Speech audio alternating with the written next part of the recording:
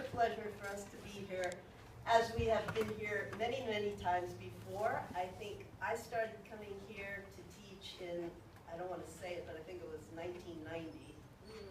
And then we sort of made it a tradition lately that we come out every June and we stay for at least 2 weeks to teach some kind of workshop, some kind of intensive that of course has ballet as its basis, but also we teach other things we've shared with this dance community, dance styles such as Baroque, which is the kind of grandfather of ballet. It's the dance that took place in the court of Louis XIV in Baroque times. I also teach character dance, which most people know is kind of like Russian heel and toe style dancing. And we've taught pas de deux workshops, and I've taught pedagogy workshops where the teachers actually wanted more information about what we do, and so I gave some pedagogy workshops to the teachers here. What to say except maybe going back, and some of you are wondering, how the heck did we ever meet Beth? That lovely, beautiful woman sitting right there, who's responsible for these last 40 years creating the most incredible school that we have ever seen. Beth was a student at the Juilliard School, where our father was teaching ballet. And she went to Juilliard, how long did you? About 20 minutes. About 20 minutes. It was actually one semester. That was enough. When she realized that the one teacher in the Juilliard faculty that she really wanted to study with was Alfredo Corvino, our father. So she transferred over to the Metropolitan Opera Ballet School, where he was also teaching, and she studied with him as well as the other members of the faculty of the Metropolitan Opera Ballet School. And so our father was her teacher. Our mother was the administrator of the ballet school. She was the secretary that was in the office doing the attendance and the payroll and all that stuff. And Andra and I were little kids running around the studio there. I think I must have been about six and Andra must have been about 10, right? And then we started to take classes, and Beth, as a scholarship student at the school, was the teacher's assistant for the children's classes. So I can remember like struggling at the bar, like and Beth would politely come over and she would go, straight to and it goes like this. Yes, so actually I can credit Beth as being one of my formative early teachers. We never talked about that. Well, I guess long story short about our personal interaction was that Beth became like a member of our family. My parents were known to take in their students as surrogate children, because most of the dancers that came to study in New York were, 18, 19 years old, very young, leaving home maybe from far away, from the other coast, and they missed their mommies and daddies, so our mommy and daddy became their mommy and daddy. And so Beth was over to our house all the time, having dinner. At that time, our grandmother was alive and would cook these wonderful dinners, and then my mother did. And Beth became like our big sister. And when we found out that Beth was leaving New York City and moving back to the West Coast, we all cried. We didn't want to let her go, but my mother said, have to let her go. She has to spread her wings and do her own thing now. She has to take what we all taught her and do her own thing. Which is exactly what she did. She came out here, and 40 years ago, she opened up this school, and she made pilgrimages back to the East, back to New York, almost every year, right, Beth? Stayed with us, watched our classes, took notes. She said, I'm teaching now. I really want to get this stuff down. So she would take notes, and we would go home after being at the studio. She would have dinner with us. We would stay up until 2, 3 in the morning talking shop, right? And we had this big circular dining table and also 2 hallways that went around so that you could make a circle. So you could find us at 2 a.m. going, what's the Lisenska from Character Plus? Oh yes, it goes like this. 2 a.m.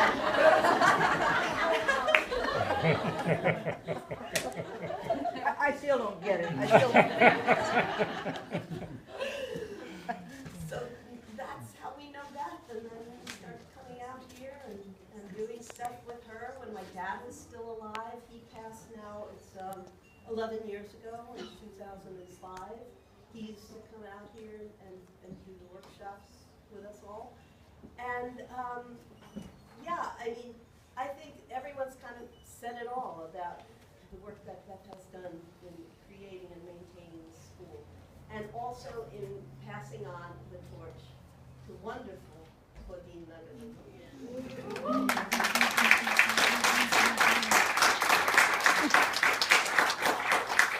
Claudine also comes back east to New York and checks in with us and does workshops there with us and picks our brain. And of course, Kimberly, you just heard and saw all her stuff, and KT and all the other teachers. Yeah, the whole faculty. It's just this ongoing thing of carrying on this legacy that our father started. You may be wondering about, what is this Corvino approach thing? Our father, Alfredo Corvino, was a ballet dancer, but he was also very well versed in other forms. He actually started his career as a ballet dancer in Montevideo, Uruguay. But very shortly after he became a soloist with that company, the Court Yost company from Germany, a modern dance company, came through on a South American tour. And they needed men because the men in the company were going back to Europe to fight against the Nazis. So they picked up my father, and he got a 6-month contract to dance with the Yost company as they finished their tour through South America, which he did. The irony was that Court Yost, the director and choreographer, was not with the company. He was delayed in London waiting for a visa because of the war, ongoing war there. So my father never met Court Yost while he was with the Yost company. And when the 6-month tour was over, the company decided to go alone, without their leader, alone to New York to sort of make a commune and to continue the work there. They were in New York for a year as a company, and my father decided to go with them. So they were in New York for a year, rehearsing together, living together like a commune. They even put on, would you believe, a New York season. And this is like, I don't know, this is early 1940s. And Court Yost never joined them.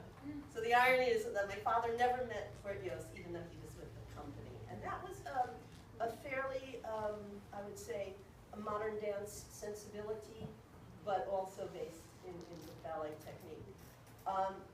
When the Court Yost company disbanded, our father was in New York and decided that's where he wanted to stay. This was kind of where dance was at for him. So he did stay in New York. He auditioned for the Ballet Russe de Monte Carlo, and they accepted him, and he became a soloist with that company. After a few years with them, he got drafted into the U.S. Army because his home country, Uruguay, was allies with the United States. So he became a U.S. soldier in World War II. He was lucky enough to arrive in Europe on VE Day.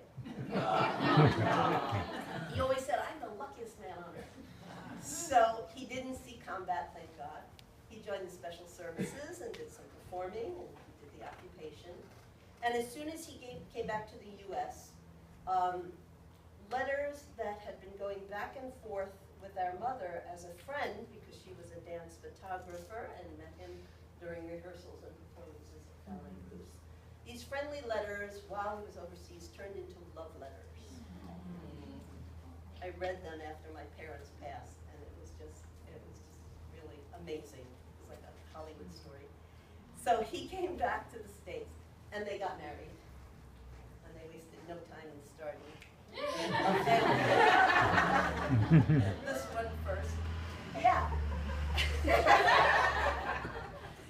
And she came out dancing. She was born dancing. I wasn't.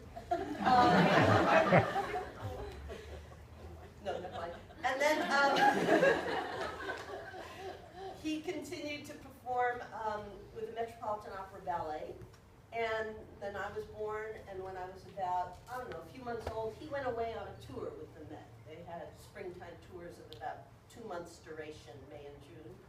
And he came back that June, and he said, "Oh, my little baby's so grown up." And I went, I didn't recognize him. Yeah. So he said, "No more tours, no more performing. I'm going to stick to just teaching and stay at home and teach in New York." And that was kind of the beginning of the whole thing. He was teaching at the Metropolitan Opera Ballet School. That same year that I was born, Martha Hill founded the dance department of the Juilliard School and accepted him as a faculty member. He was very young. He was with the likes of Anthony Tudor, Martha Graham, and Jose Limon, who were also on the faculty.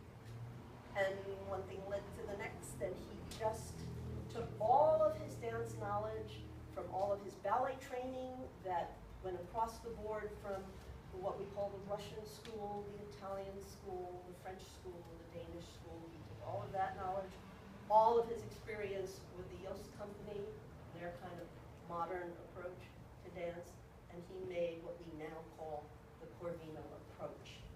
So we don't claim to have, you know, a kind of copyrighted syllabus or anything. It is a philosophy. It is an approach. And as my father always said, that he teaches ballet, he teaches dance through the basic principles of dance. Not any one style, not any focus on who has what is a myth, the perfect body. He always said, "How good is your body?" And most dancers would go, "Oh." And he said, "As good as your mind." So that is the basic philosophy, and here we all are today. And as I said, so honored to be a part of this celebration.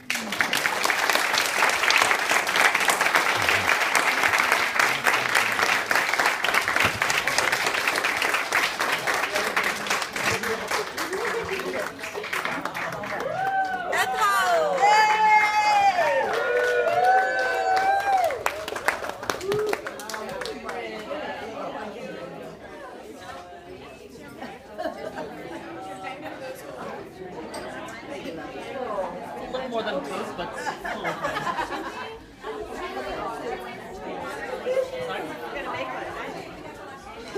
or not the cider? I think The cider? I did have a side. Wonderful. Yes, thoroughly.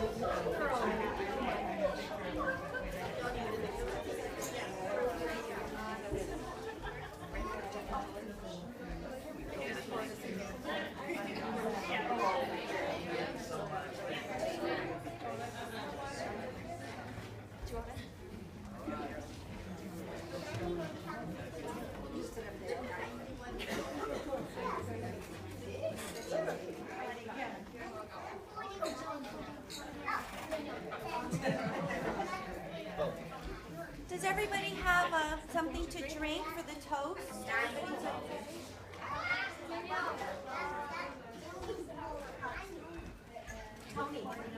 Tony didn't get one. And as we're waiting for these last ones, I just wanted to tell you that we have a book in the other room. Please be sure to sign it. There's also a slideshow that has happened, and many of Beth's students wrote small little testimonials on the wall. If you haven't gotten a chance to see it. Oh, and there's also a book about Alfredo Corvino that we can sign for you, and you can read all about it.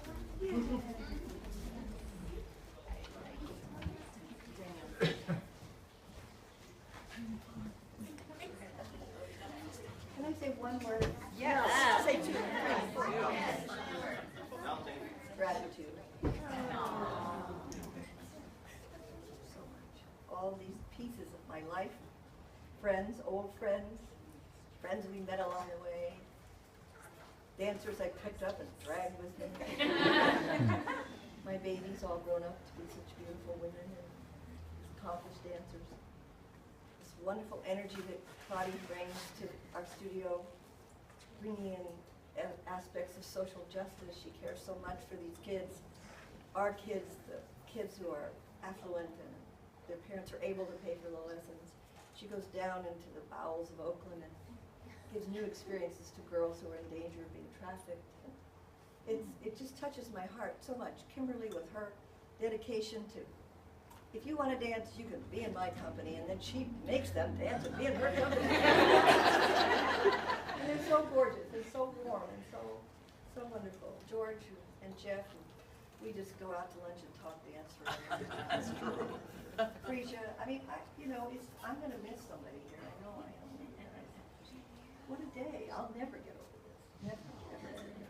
And these are my normal friends that aren't dancers. Put up with me all these years. Elisa danced with me.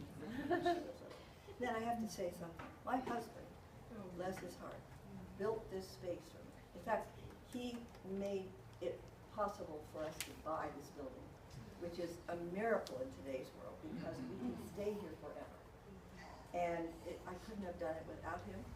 I don't know how he puts up with me, but he does. He barked at me a little bit on the way down there. I said, hurry up, we're going to be late.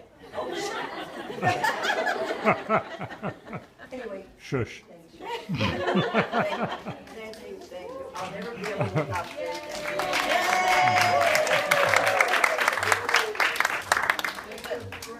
And I would just like to propose a short, sweet, official toast to Beth, to all of DanceSpace, and to at least 40 more years.